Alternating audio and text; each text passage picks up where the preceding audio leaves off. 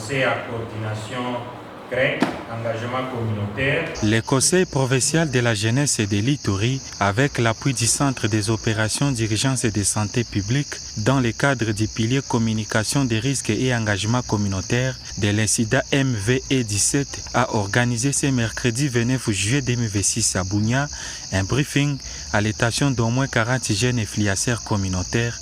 Au cours de cette séance, les participants ont été outillés sur le mode de transmission de la maladie à virus Ebola, les signes cliniques, les mesures de prévention, les mécanismes d'alerte et de transfert des cas suspects, la prise en charge des malades, les possibilités de guérison, ainsi que les procédures d'enterrement dignes et sécurisées.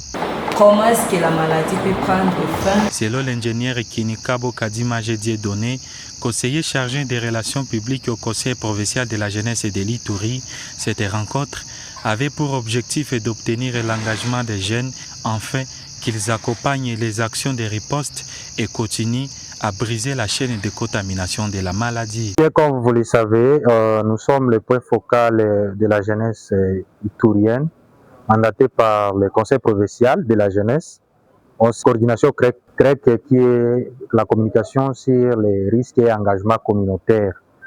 Et nous avons jugé bon d'inviter les jeunes leaders, les leaders des jeunes influenceurs de la ville de Bunia pour leur outiller en matière de la lutte contre la MVE, qui est l'épidémie que tout le monde connaît. Nous vivons cette épidémie depuis un moment.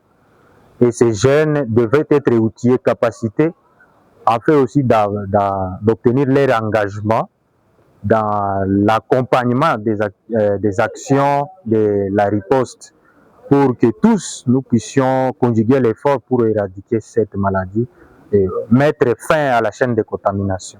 Il a également appelé la population à respecter les orientations des équipes sanitaires et à collaborer avec les intervenants afin de freiner la propagation de cette épidémie. Le message que je viens avec cet après-midi, c'est que d'abord la population en général et les jeunes en particulier, nous ne puissions pas céder à la panique, parce que c'est une situation réelle.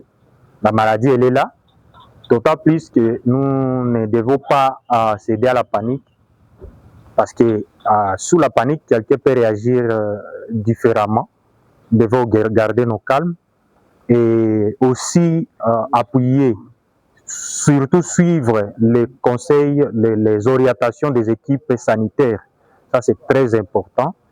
Et tous les jeunes doivent s'impliquer dans la sensibilisation, dans l'accompagnement des équipes de riposte, dans aussi la surveillance à base communautaire.